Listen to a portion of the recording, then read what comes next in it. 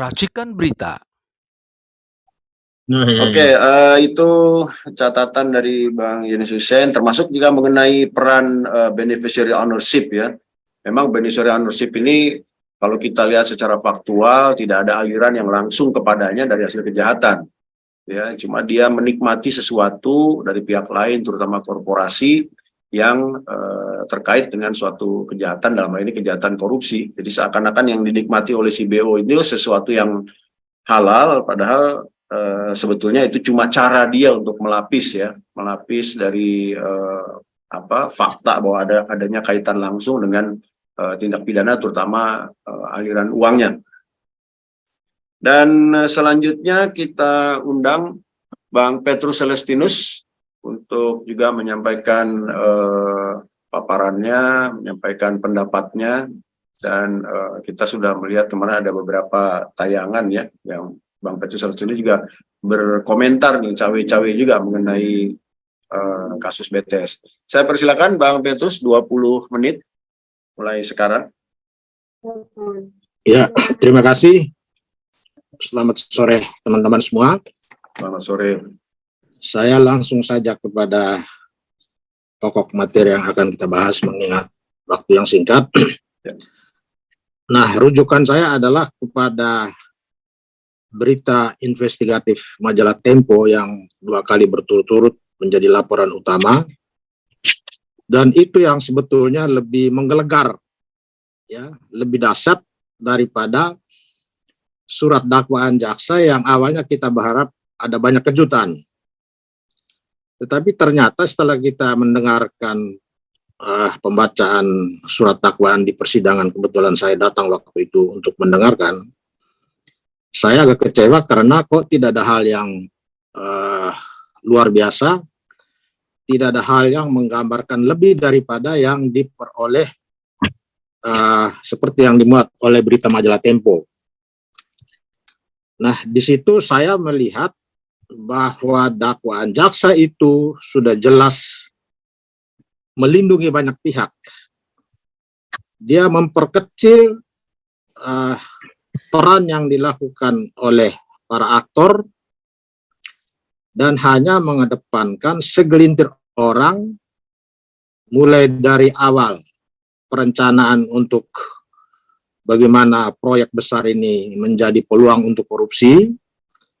Seperti diuraikan sedikit di dalam surat dakwaan itu, ada pertemuan di lapangan golf antara Anang Ahmad Latif, Johnny Plate, dan Galumbang Menak Simanjuntak. Kemudian berlanjut ke salah satu hotel di Jakarta. Kemudian pertemuan juga dilakukan dengan calon perusahaan sebagai konsorsium. Mereka rumuskan bagaimana cara supaya perusahaan-perusahaan yang menjadi kroni mereka itu mendapatkan proyek ini. Dibuat aturannya supaya semuanya mulus.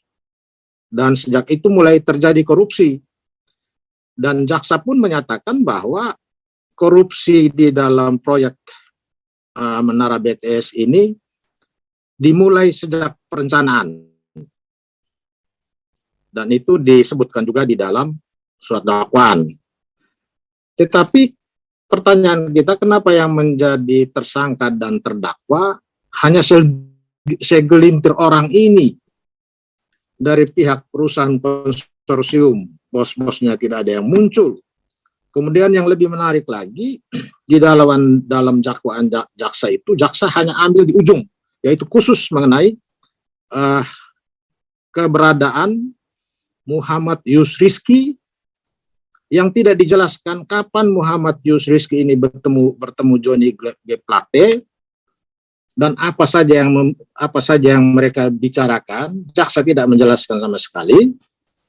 Tapi jaksa hanya menyatakan bahwa ketika Anang Abdul Latif sebagai Dirut Bakti bertemu dengan Johnny Plate berpesan bahwa tolong nanti khusus pengadaan baterai dan panel surya diberikan kepada PT Bakti Basis Utama Prima atau Yusriski. dan tidak ada komentar apa-apa dari Anang Latif, dia oke-oke saja. Nah, rupanya terungkap juga di dalam surat dakwaan itu, sebelum Yus Rizky ketemu Johnny Plate, Yus Rizky ini sudah garap perusahaan-perusahaan konsorsium itu. Diakui bahwa sebelum saya ketemu Pak Anang, saya sudah ketemu juga dengan perusahaan-perusahaan konsorsium yang akan menangani paket 1 sampai 5. Nah, jaksa tidak menggali bagaimana terjadi konsensus. Apakah Yus Rizky ketika membangun konsensus dengan perusahaan konsorsium itu atas nama pribadi dia atau atas nama basis utama Prima? Begitu juga apakah pada waktu Johnny Plate minta kepada Anang supaya Yus Rizky diberikan proyek itu, Yus Rizky sebelumnya ada komunikasi dengan Happy Hapsoro sebagai pemilik perusahaan, itu sama sekali tidak dijelaskan. Karena pentingnya menguraikan apakah ada peran dari Happy Hapsoro, karena 40% pembiayaan proyek ini dibiayai oleh perusahaan Happy Hapsoro. Artinya kalau kita bicara 40% berarti sekitar 4 atau 3 sekian triliun lah, 4 triliun. Perusahaan nilai sebesar itu cukup dengan kongko-kongko antara Yus Rizky dengan Johnny Plate lalu itu terjadi, itu sama sekali tidak masuk di akal sehat kita. Ini suatu model dakwaan yang betul-betul mau membodohi masyarakat. Dipikir masyarakat percaya dengan surat dakwaan ini, orang lebih percaya hasil investigasi majalah Tempo.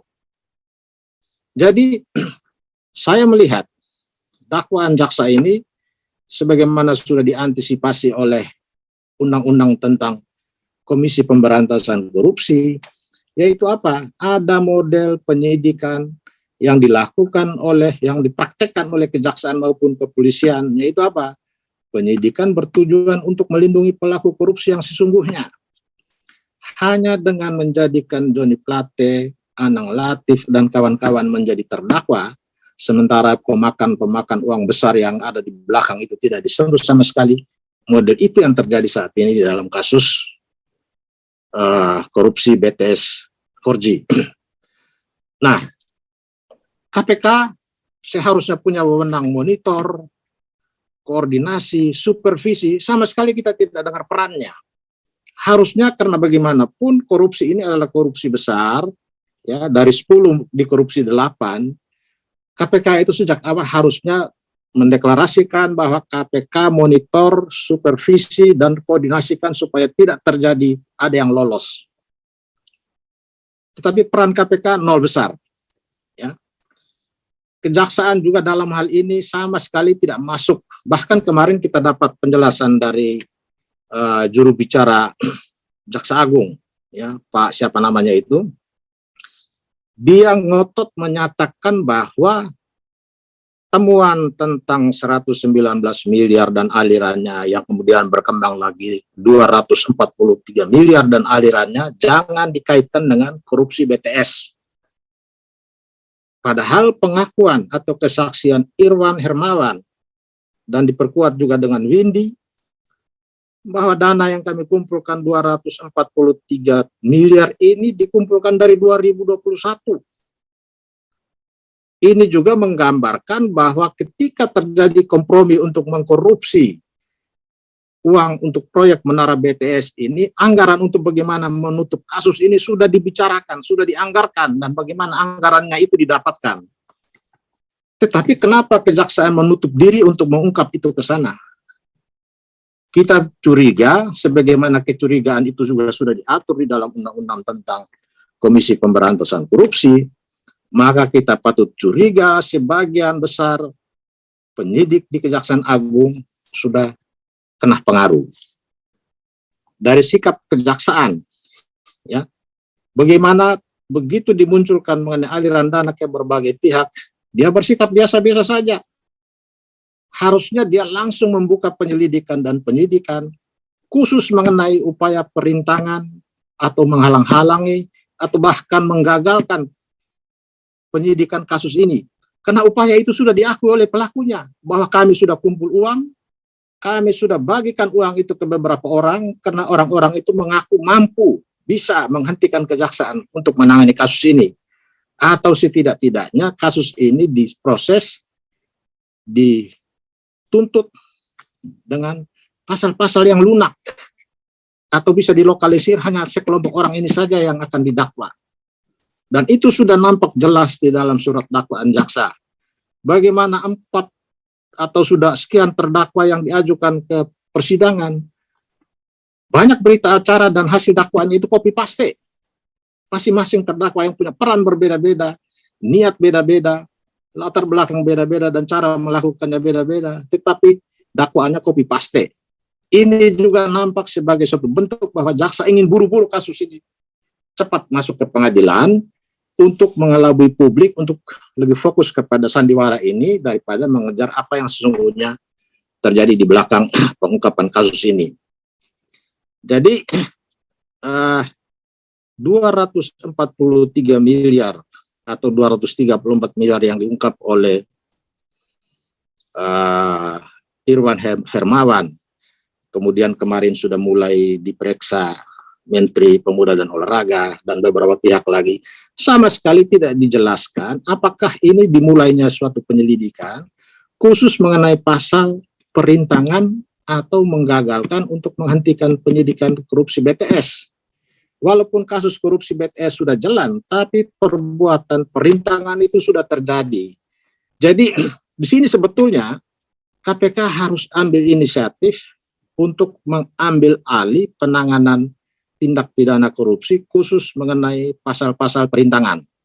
Kenapa? Karena jaksa kelihatannya tidak bersemangat untuk mengungkap kasus ini. Sehingga saya sependapat dengan sikap Magdir Ismail, kalau ini benar sikapnya, bahwa dia tidak akan menyerahkan uang ini kepada kejaksaan, tetapi membawa kasus ini ke KPK.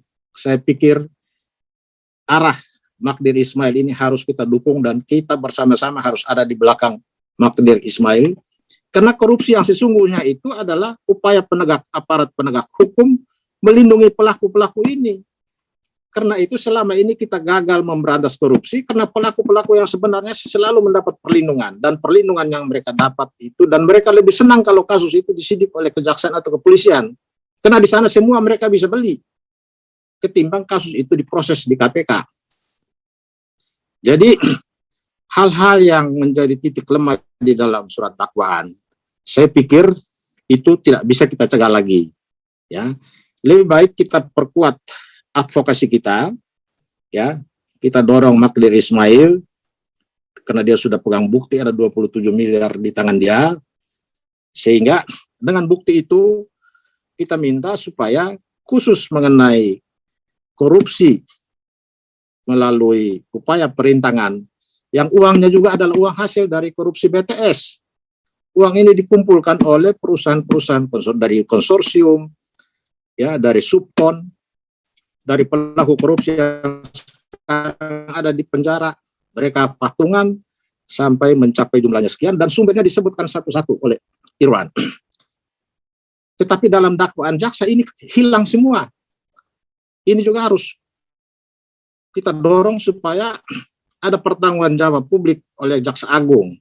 Kenapa ada hasil berbeda antara temuan majalah Tempo, kemudian fakta yang diungkap oleh Irwan dengan surat dakwaan.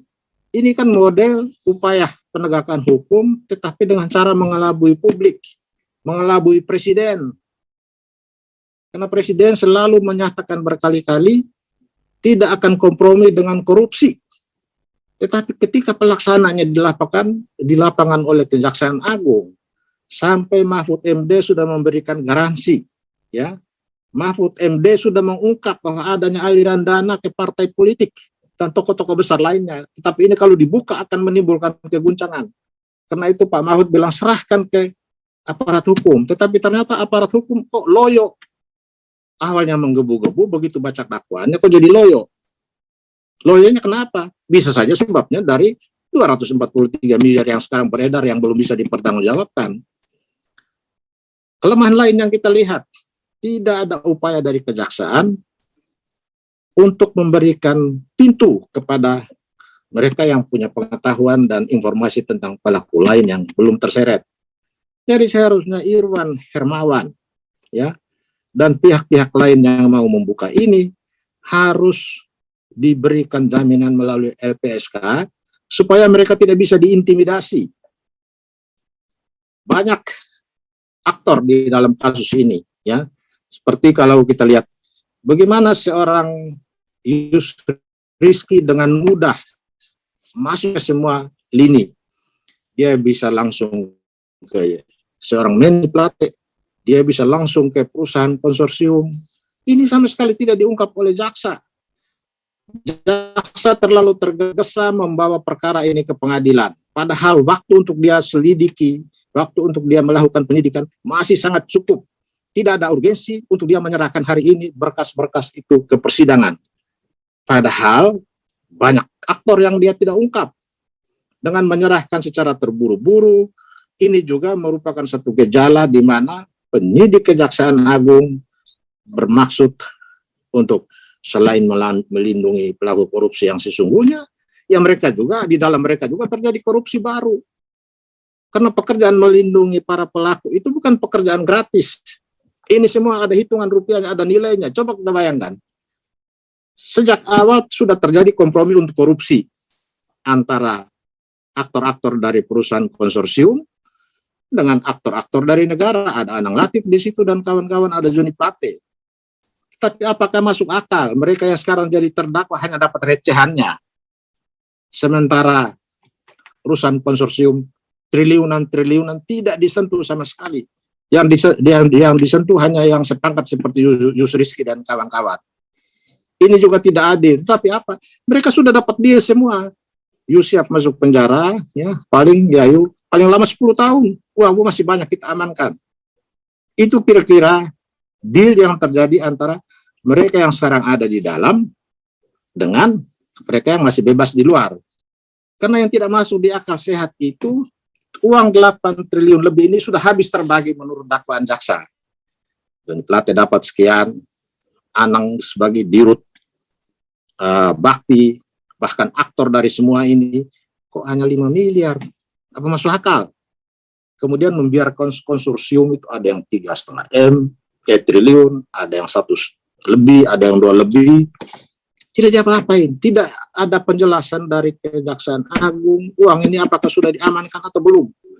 Atau perusahaan-perusahaan ini sudah dikenakan sebagai pelaku dari korporasi. Tidak jelas, jadi ini semua ini masih sandiwara. Kita berhadapan dengan proses sandiwara mulai dari di penyidikan Kejaksaan Agung sampai sekarang persidangan di pengadilan masih menampakkan bahwa ini semua bermaksud untuk melindungi aktor-aktor yang besar-besar di belakang. Jadi kita kecewa, ya, karena kasus begitu besar, temuan BPK sudah luar biasa, tetapi praktek penyidikan yang terjadi di sana itu, ini yang bikin masalah. Aktor-aktor seperti yang saya katakan tadi, yang juga sudah dijelaskan oleh Mas Riki dari Tempo tadi, bahwa sudah diungkap di dalam BAP oleh Irwan bahwa dia ada 119 miliar sudah didistribusikan kemana-mana, tapi jaksa tidak singgung sama sekali. Kemudian belakangan terungkap lagi 243 miliar. Itu pun menurut informasi dari Magdir bahwa sudah dituangkan dalam BAP, tapi begitu masuk dalam dakwaan ini hilang. Nah, sehingga kita mau tahu apakah berkas pemeriksaan yang nanti dihadapkan di persidangan, biasanya setiap hakim, jaksa, penasihat hukum dibagikan satu-satu berkas pemeriksaan itu. Kalau kita bisa dapatkan kopinya, itu adalah lebih bagus. Sehingga kita bisa lihat apakah jaksa ini fair atau tidak. Saya sudah baca surat dakwaan untuk Irwan. Di dalam surat dakwaan untuk Irwan pun hanya menyatakan bahwa Irwan mendapatkan 119 miliar, tapi tidak disebutkan distribusinya kemana, digunakan untuk apa. Ini adalah ketidakjujuran penyidik, ketidakjujuran dari pihak Kejaksaan Agung, sehingga sekarang muncul keberanian dari Irwan dan kawan-kawan, dan keberanian ini jangan kita sia-siakan. Ya, kita harus berikan dukungan, kita harus dorong LPSK. Kalau perlu LPSK ambil inisiatif, temui keluarga Irwan, berikan perlindungan. Karena intimidasi itu bisa saja dilakukan terhadap tersangka yang ditahan dan juga keluarganya. Kamu kalau biarkan suami atau keluarga kamu, orang tua kamu buka ini semua, kamu mau pilih susah atau mau pilih senang, mau dimiskinkan atau mau hidup yang layak. Jadi pasal pencucian uang yang sudah diungkap oleh Pak Yunus Hussein tadi, bahwa hanya diarahkan kepada 1-2 terdakwa, ini juga saya duga bagian dari kompromi yang diduga dilakukan oleh penyidik dengan para tersangka. Kalau kamu nyanyi, Anda akan dimiskinkan dengan pasal pencucian uang. Jadi pasal pencucian uang ini dicadangkan. Sekarang bilang tidak diungkapkan sambil melihat terdakwa ini ikuti skenario atau dia akan melawan seperti halnya Irwan sekarang sedang melawan. Jadi pasal-pasal pencucian uang yang sekarang tidak muncul, bisa saja tidak muncul selama-lamanya kalau dealnya jalan, tapi bisa juga sewaktu-waktu dimunculkan kalau yang mau melawan ini tidak hanya Irwan. Misalnya Yusriski juga buka apa yang sebenarnya terjadi, bahwa apa yang saya lakukan itu saya diperintah. Jaksa tidak pernah menerangkan di dalam dakwaannya berapa besar perusahaan basis utama Prima dapat dari proyek ini. Karena basis utama Prima masuk dalam proyek ini melalui 3 perusahaan subkon di bawah kontrak. Tetapi jaksa tidak ungkap apakah 3 perusahaan subkon ini ada kontrak dengan basis utama Prima atau tidak. Itu juga jaksa tidak jelaskan sama sekali. Jadi titik lemah pengungkapan kasus ini ada di tangan kejaksaan. Kalau para tersangka, pelaku-pelakunya dibilang namanya juga usaha, dia pengen bebas kok, segala cara dia bisa lakukan. Jadi otak, ya, sebab utama kasus ini menjadi kabur semua, itu sebab utama ada di mental aparat penegak hukum kita.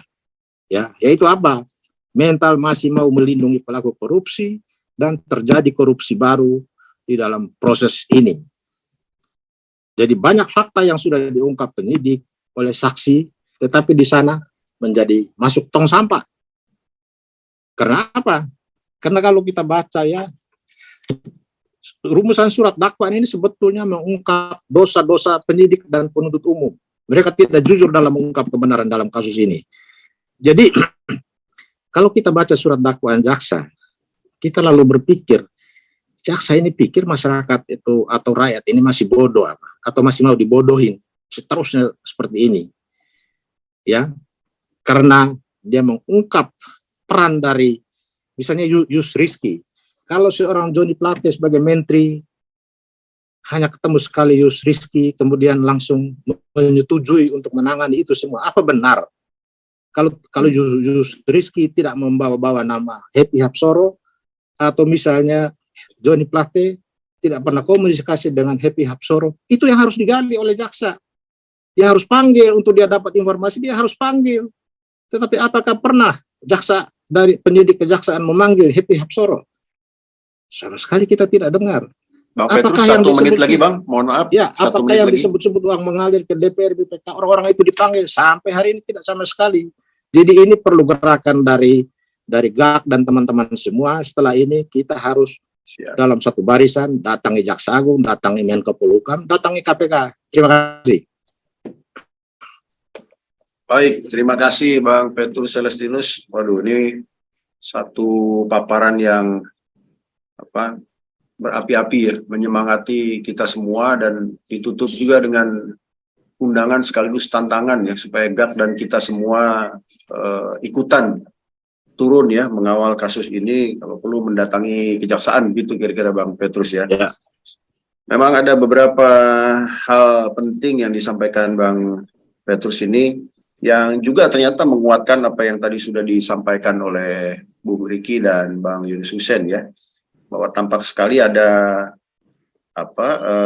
kekhawatiran atau kecurigaan kita terhadap institusi kejaksaan sebagai penyidik maupun penuntut umum, karena tampaknya tidak menggali secara utuh, bahkan ada kecenderungan mengerdilkan kasus ini, melindungi pihak tertentu ya, dan juga menutup-nutupi fakta tertentu yang padahal sudah dibuka cukup terang, bukan cuma oleh tersangka tetapi juga oleh investigasi media. Memang tadi ada pertanyaan yang pernyataan yang menarik dari Bang Petrus ini. Publik akhirnya lebih percaya kepada investigasi media ketimbang yang dilakukan oleh penegak hukum gitu ya. Dan ini sebetulnya satu pelajaran penting bagi institusi penegak hukum ya, karena hal seperti ini muncul bukan tiba-tiba ya, tetapi bukan dari 1-2 kasus saja ya, tapi publik ini kan juga menilai dari kasus demi kasus ya, yang akhirnya mencapai titik puncak di kasus-kasus tertentu yang saya khawatir ini bukan tidak mungkin menjadi bom waktu ya. Nah, lalu ada pihak-pihak yang tampak tidak logis ya, menerima aliran uang tetapi tidak disinggung. Terus ada upaya-upaya post factum ya, setelah tindak pidana ya, upaya untuk menutup penyelidikan. Ini juga sebetulnya menarik nih ya, kalau ada pihak yang mengaku bisa membantu, apakah ini penipuan saja atau jangan-jangan memang dia punya kapasitas ya untuk atau punya hubungan baik dengan pihak kejaksaan, yang dalam hal ini mungkin kita bisa kaitkan dengan memperdagangkan pengaruh, walaupun belum diatur di undang-undang korupsi, tetapi UN Convention mengatur itu, dan saya pikir sebagian kecil memperdagangkan pengaruh sebetulnya sudah bisa kita terapkan lewat penyalahgunaan kesempatan yang ada di pasal 3. Dan mengenai temuan-temuan berbeda itu ya, antara investigasi Tempo, temuan penyidik yang juga ternyata berbeda dengan surat dakwaan, saya pikir kita perlu mengingatkan lagi institusi kejaksaan dalam hal ini ya, karena sekaligus penyidik dan penuntutnya dari kejaksaan, kita perlu mengingatkan bahwa publik mengamati dan tidak main-main. Nah, satu lagi informasi yang juga tidak kalah menarik, yaitu bahwa Pak Magdir Ismail ternyata menyerahkan uang 27 miliar itu ke KPK ya, Bang Petrus ya. Nah, ini juga satu informasi yang menarik ya. Tentu kita bisa saja melihat dari dua sisi yang berbeda ya, dua kutub yang berbeda. Apakah ini karena Pak Magdir tidak cukup percaya dengan penanganan yang dilakukan ke kejaksaan, sehingga kalau diserahkan kembali ke kejaksaan ini makin tertutup semuanya, gitu ya. Atau di sisi lain Pak Magdir juga mengkhawatirkan ada upaya-upaya lain sehingga lebih baik ia membuka atau melibatkan pihak lain, dalam hal ini KPK ya, supaya bisa lebih tuntas. Nah, itu saya pikir beberapa hal yang menarik, dan tampaknya ini makin panas ini, informasinya makin seru, dan saya melihat sudah narasumber kita yang keempat, Mbak Citra Referendum, sudah hadir. Selamat bergabung tadi di tengah pembicaraan Pak Bang Petrus. Mbak Citra, saya persilakan untuk menyampaikan paparan dan pandangannya 20 menit. Apa sih yang LBH lihat dan LBH catat selama ini, atau Mbak Citra catat dari kasus BTS ini? Mudah-mudahan ada informasi menarik tambahan ya, yang kita bisa elaborasikan sehingga publik, terutama kami dari GAK ini bisa membangun satu upaya atau dorongan yang lebih keras ya, supaya kejaksaan menangani dengan proporsional. Silakan Mbak Citra. Baik, selamat siang menuju sore. Selamat siang teman-teman. Terima kasih banyak Mas Ganjar dan teman-teman GAK LPT sudah mengundang LBH Jakarta untuk berdiskusi siang sore ini. Sebetulnya saya juga banyak belajar dari teman-teman tentang isu korupsi, jadi harapannya ke depan kita bisa kemudian saling memberi pandangan. Nah, LBH Jakarta sebagai lembaga yang berfokus pada pemajuan hak asasi manusia juga kemudian tidak bisa menutup mata bila bicara tentang isu korupsi, karena seperti yang kita ketahui bahwa korupsi itu adalah kejahatan luar biasa yang kemudian dia melanggar hak asasi manusia. Nah, teman-teman, dalam kasus-kasus korupsi ini kita kemudian melihat bahwa kemudian kasus korupsi ini merupakan kejahatan yang sifatnya sistemik, kejahatan luar biasa yang sifatnya sistemik, kompleks, dan juga terencana oleh para penyelenggara negara. Korupsi sistemik ini juga terjadi ketika semua pihak di sebuah negara bisa melakukannya, mulai dari tataran terendah hingga posisi paling tinggi di pemerintahan, dari petty corruption hingga grand corruption. Nah, dia dilakukan dengan cara yang kompleks dan ditopang oleh kekuasaan. Dalam konteks kasus BTS 4G ini kita melihat bahwa sampai kemudian menteri juga ikut terlibat di dalamnya, begitu ya, Johnny J. Plate, dan juga kemudian kita ada dugaan juga kemudian bahwa aliran dananya juga masuk ke dalam partai-partai politik. Nah, kejahatan korupsi ini juga disebut sebagai kejahatan kerah putih, mungkin sama dengan tindak pidana pencucian uang, karena dia yang melakukannya tidak hanya orang yang punya kekuasaan, tetapi juga orang-orang pintar atau orang-orang yang punya privilege dengan pengetahuan yang luar biasa di sektor-sektor tempat mereka berada, gitu ya. Nah, kemudian kasus korupsi ini juga, dalam kasus ini juga menunjukkan bahwa bagaimana pola dan modus dalam praktik korupsi pengadaan barang dan jasa yang melibatkan persekongkolan antara kemudian pejabat yang bahkan notabene juga dia adalah seorang pebisnis, begitu ya. Lalu kemudian juga pengusaha-pengusaha lainnya yang terkait dalam kasus ini, hingga kemudian pelaksanaannya sampai dalam level teknis, karena tidak mungkin, saya sepakat bahwa tidak mungkin seorang menteri melakukan korupsi jika kemudian pejabat di dalam tubuh kementeriannya tidak terlibat. Nah, bahkan mungkin bisa jadi, bahkan juga bisa kemudian lintas terhadap sektor pemerintahan lainnya. Nah, korupsi ini sebagai pelanggaran HAM, juga kemudian dia disebut pelanggaran HAM karena dia merebut hak-hak kaum miskin. Nah, jadi seperti paparan dari narasumber pertama menjelaskan bahwa kasus ini juga, begitu Mas Ganjar sampaikan, bahwa menjadi pertanyaan penting, kenapa kemudian BTS menjadi hal yang paling prioritas di wilayah-wilayah yang dianggap tanda kutip 3T, sementara situasi pemenuhan haknya dalam konteks pendidikan dan kesehatan juga masih sangat jauh kemudian dari kesejahteraan atau dari pemenuhan yang seharusnya. Nah, kemudian hubungan antara korupsi ini yang kemudian semakin meluas dengan hak asasi manusia juga akan kemudian melumpuhkan negara, karena akibat tidak bertemunya atau terpenuhinya kewajiban negara terhadap hak-hak asasi manusia.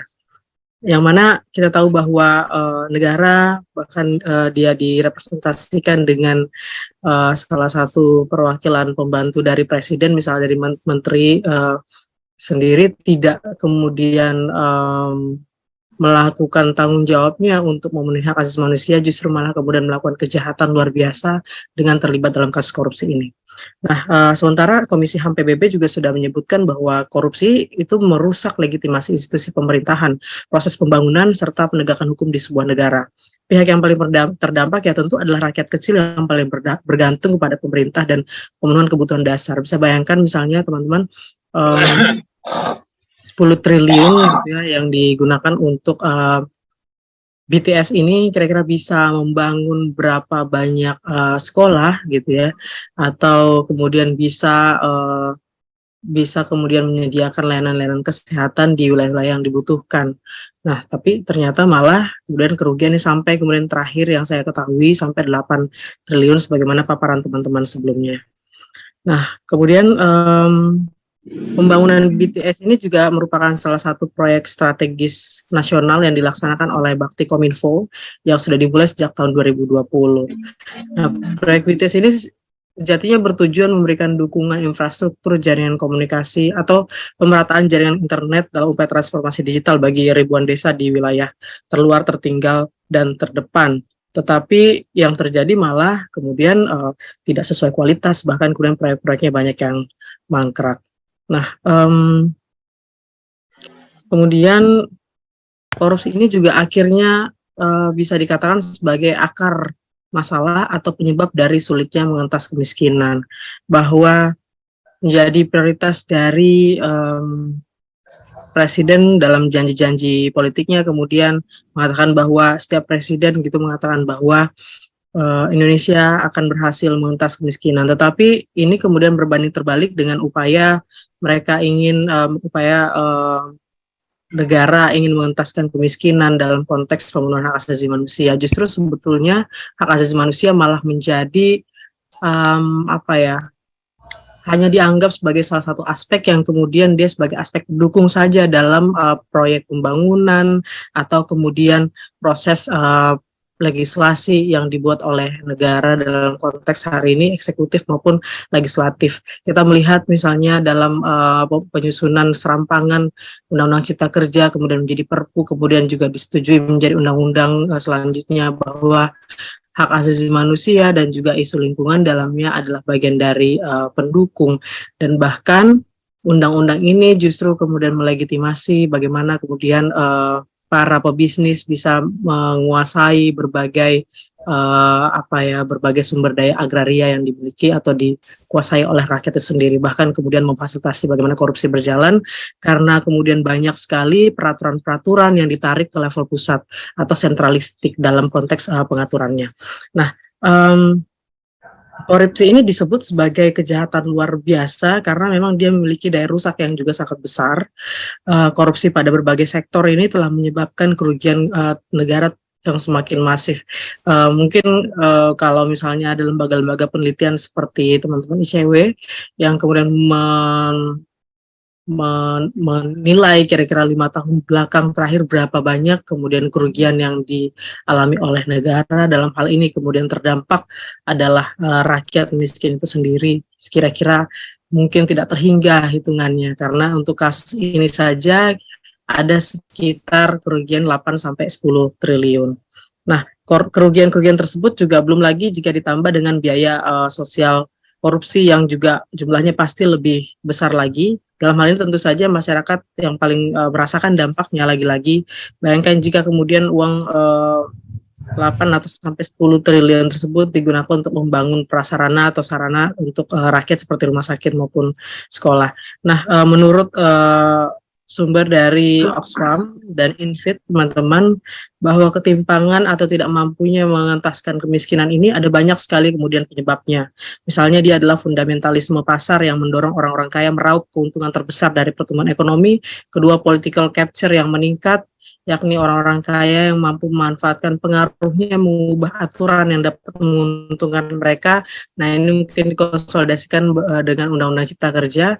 Lalu kemudian ketiga, ketidaksetaraan gender. Keempat, upah murah yang menyebabkan masyarakat bawah tidak mampu mengangkat diri dari jurang kemiskinan.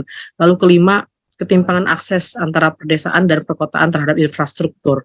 Nah, lalu keenam, sistem perpajakan yang gagal memainkan peran penting dalam mendistribusikan kekayaan. Nah, teman-teman, korupsi juga tidak mungkin bisa kita lepaskan dengan oligarki. Karena salah satu contoh studi kasusnya hari ini adalah korupsi proyek BTS. Ini bisa kita katakan sebagai bentuk dari konsolidasi oligarki bahwa para korupsi proyek BTS ini juga sebagai bentuk konsolidasi oligarki karena para pebisnis yang juga berkuasa dalam sistem pemerintahan seperti Johnny G. Plate, ya kan, dia adalah pebisnis, dia juga adalah menteri. Nah, belum lagi kemudian ada dugaan bahwa dana ini juga mengalir ke beberapa partai politik. Nah, kemudian juga kita melihat bahwa oligarki tidak akan mungkin bertahan. Oligarki dia akan bertahan karena ada sistem yang rusak atau busuk atau korup, sehingga kemudian oligarki sangat membutuhkan korupsi. Justru kemudian supaya kekuasaannya semakin sulit untuk dikoreksi dan semakin absolut, maka kemudian oligarki sangat membutuhkan dan menggunakan cara-cara korupsi atau cara-cara korupsi atau berebut hak-hak dari rakyat itu sendiri. Nah, menuju pemilu 2024 ini kemudian kita lihat pelan-pelan kasus korupsi terungkap. Nah, memang momentum pemilu itu menjadi ruang bagi oligarki mengkonsolidasikan perputaran modal demi merebut kekuasaan. Tapi mungkin ada kecurigaan, misalnya kenapa kemudian kasus korupsi ini saja yang terungkap gitu ya menuju pemilu 2024. Kenapa kemudian kasus-kasus lain? Apakah kemudian ini para oligarki ini sedang saling menyingkirkan satu sama lain gitu untuk kemudian membuat kloni atau memperbesar kelompoknya tersendiri. Nah, lalu kemudian maka menurut saya bahwa untuk kita memberantas korupsi, maka kita juga harus tetap terus-menerus mengkritisi bagaimana sistem pemerintahan, eksekutif, legislatif, yudikatif itu berjalan. Bagaimana kemudian oligarki ini semakin menguat di dalam sistem negara kita. Dan kita harus kemudian menghapuskan sistem yang timpang itu dengan memastikan bahwa demokrasi secara substansial itu betul-betul terwujud, tidak hanya formalistik dalam berbagai dalam berbagai praktik-praktik penyelenggaraan negara. Nah, kemudian juga perlu kemudian memastikan soal politik redistribusi kekayaan, lalu mengkritisi bagaimana sentralistik dalam proses penyelenggaraan negara, lalu kemudian bagaimana kita bisa menghancurkan hubungan kekayaan dengan kekuasaan politik. Dan mungkin juga bagaimana kita memastikan bahwa proses pemeriksaan dalam kasus PTS ini bisa berjalan secara adil bagi rakyat dalam konteks yang saya maksud, karena kemudian dia telah merampas hak-hak rakyat, lalu juga memastikan tidak hanya dananya dikembalikan, tetapi bagaimana kemudian para pelaku-pelaku ini dan juga negara bertanggung jawab atas pemulihan yang dihadapi oleh warga negara, atau pemulihan terhadap kerugian-kerugian yang kemudian kita hadapi bersama-sama. Nah, berikutnya juga terakhir yang mungkin tidak mungkin kita lepaskan gitu, bagaimana supaya kita bersama-sama membangun kekuatan politik berbasis warga seperti mungkin hari ini yang telah diselenggarakan inisiasi oleh teman-teman GAK. Satu, terima kasih sekali bahwa kita akhirnya bisa berkumpul kembali membahas soal persoalan korupsi ini. Tentu juga setidaknya ada beberapa teman-teman kita dan termasuk saya menjadi belajar lebih banyak lagi bersama teman-teman, dan ini juga menjadi upaya kita ke depan untuk membangun demokrasi yang partisipatif. Kira-kira begitu Mas Ganjar dan teman-teman yang lainnya. Terima kasih. Terima kasih Mbak Citra. Masih ada waktu 7 menit 18 detik sebetulnya, tapi terima kasih menyelesaikan lebih cepat. Nanti insya Allah kita bisa mengembangkan diskusi kita lewat tanya jawab ya. Ada beberapa yang saya catat tadi Mbak Citra ya, bahwa kebanyakan kasus korupsi yang besar itu diduga melibatkan oligarki ya, dan juga partai politik ya, kalau saya boleh tambahkan partai politik dan politisinya sebetulnya ya, bukan cuma partainya. Lalu juga yang menarik, kenapa oligarki ini cenderung ikutan terus, terlibat terus, karena memang mereka hanya bisa survive di rejim yang busuk atau buruk gitu kira-kira ya, demikian disampaikan Mbak Citra tadi. Dan memang begini, kita perlu memastikan bahwa proses hukum yang berjalan ini sekarang harus tuntas ya. Cuma pertanyaan bagi kita semua adalah bagaimana memastikan dan bagaimana apa sebetulnya tolok ukur suatu kasus itu tuntas ya. Misalnya pertama, apakah keberhasilan mengembalikan seluruh kerugian keuangan negara 100% bisa kita jadikan ukuran tuntas gitu ya. Atau kedua, bagaimana memastikan supaya setiap orang yang terlibat dimintai pertanggungjawaban pidana alias dihukum ya. Nah, cuma ini juga ada tantangan ya, bagaimana kita memastikan siapa saja yang terlibat ya, karena sudah ada kekhawatiran atau bahkan kecurigaan ya, pihak-pihak tertentu itu dilindungi ya, dihilangkan fakta-fakta tertentu ya. Di banyak kasus kita bisa melihat hal yang seperti itu. Atau kalau bukan pengembalian kerugian keuangan negara, kalau bukan pertanggungjawaban pidana oleh setiap pelaku yang terlibat, kira-kira tolok ukur apa yang bisa kita gunakan untuk menilai apakah penanganan satu perkara itu tuntas atau tidak ya. Karena memang ini kejahatan korupsi, kejahatan dengan spektrum yang sangat luas ya. Tadi Mbak Cita menyebut satu kejahatan luar biasa dengan berbagai ciri atau kriteria. Ini karakter kejahatan korupsi ini memang unik dan daya rusaknya juga luar biasa ya, kejahatan kemanusiaan, melanggar HAM dan lain-lain. Baik, kalau begitu 4 narasumber sudah menyampaikan paparannya.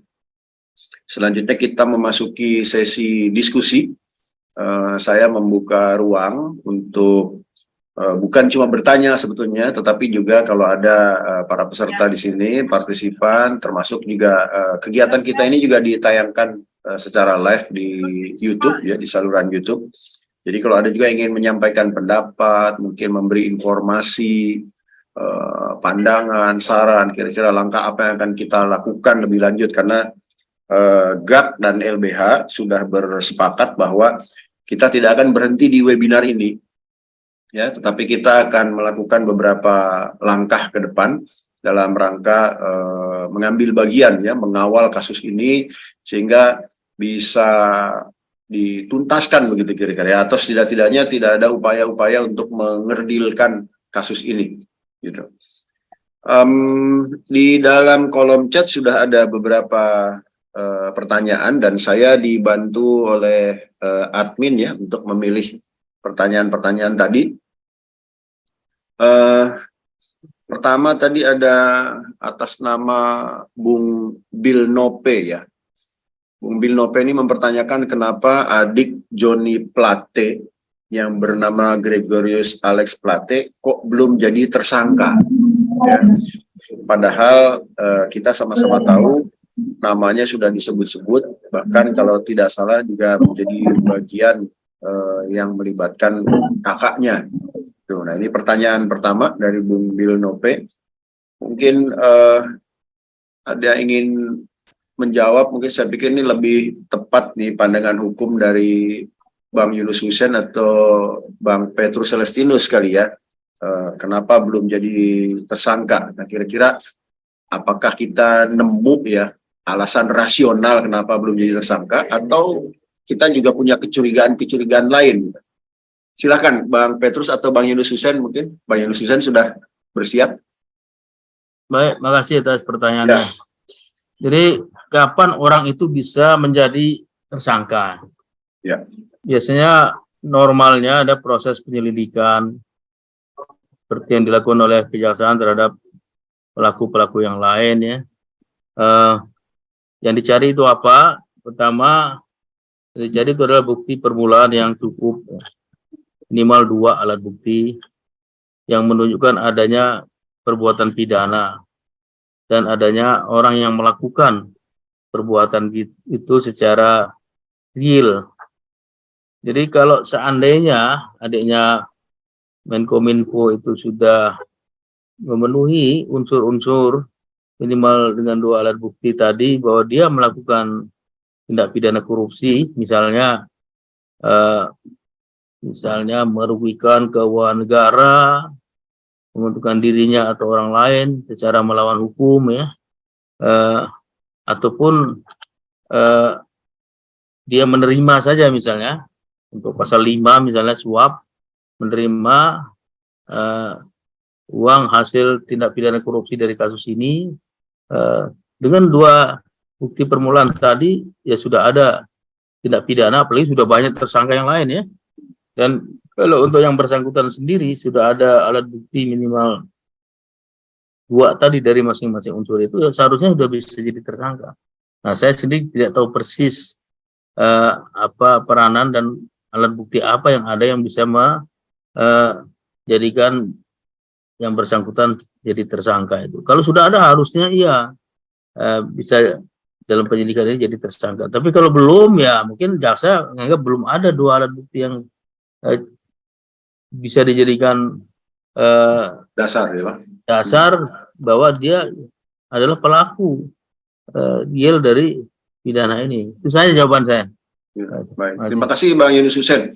Selanjutnya ke Bang Petrus Celestinus. Mungkin saya tambahkan sedikit, ya, Bang. Tadi Bang Yunus Hussein sudah sampaikan kira-kira dasar atau alasan untuk bisa mentersangkakan seseorang. Nah, ini cukup menarik. Cuma saya pribadi agak lupa, ya, apakah Gregorius Alex Plate ini sudah pernah dimintai keterangan atau belum, ya? Karena kan namanya muncul dan di pemberitaan juga muncul. Ya. Jangan-jangan kalau nama muncul, di pemberitaan muncul, tapi tidak pernah dipanggil, baik di penyelidikan, apalagi di penyidikan, jangan-jangan itu salah satu bagian dari atau upaya untuk mengerdilkan kasus gitu mungkin, Bang, ya, atau membatasi pertanggungjawaban pidana. Gimana Bang Petrus, silakan. Sudah pernah dipanggil, beliau sudah pernah dipanggil. Jadi sudah pernah dipanggil, ya. Sudah beberapa kali di BAP dan terakhir itu dengan sikap mengembalikan uang 500 juta sekian. Jadi sebetulnya dari peristiwa pidana sebagai korupsi itu kan sudah ada ya. Ya, dari pengembalian uang ya Bang ya. Ya, ada pengembalian uang, berarti uang itu uang haram. Dan apakah uang haram ini adalah hasil dari dia ikut turut serta di dalam peristiwa haram itu, kemudian belakangan baru menyadari bahwa ini akan berujung ke penjara lalu kembalikan, mestinya ini ada pertanggungan jawab di dalam surat dakwaan juga. Tetapi di dalam surat dakwaan terdakwa Joni Plate ini hilang. Tidak disinggung Bang ya. Sama sekali. Jadi ini bukti bahwa penyidikan yang terjadi di Kejaksaan Agung itu sepertinya dikendalikan oleh kekuatan di luar yang sekarang ini masih menyimpan uang triliunan. Jadi mereka seenaknya mengatur di sana itu.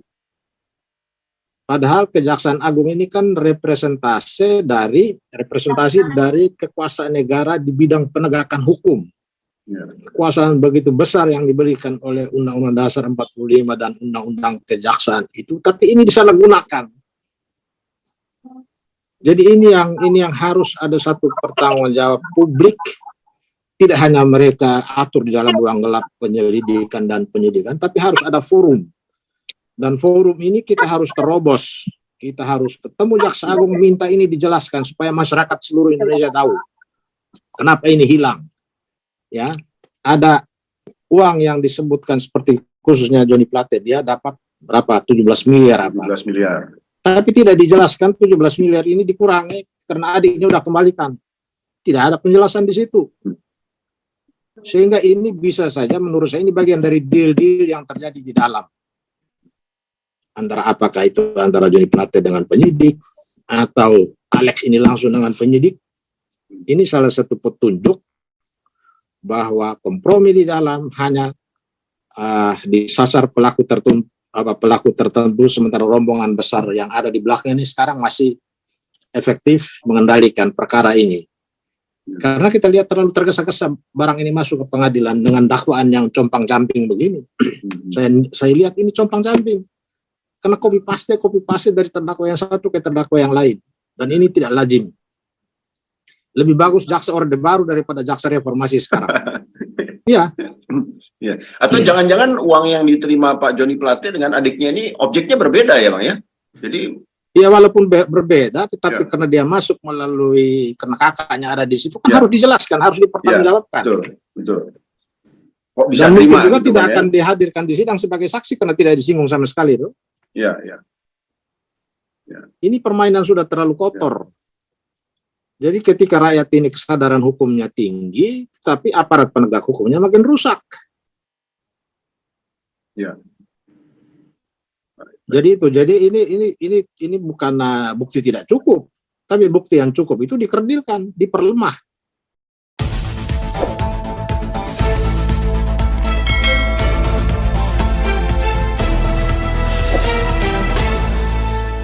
Racikan Berita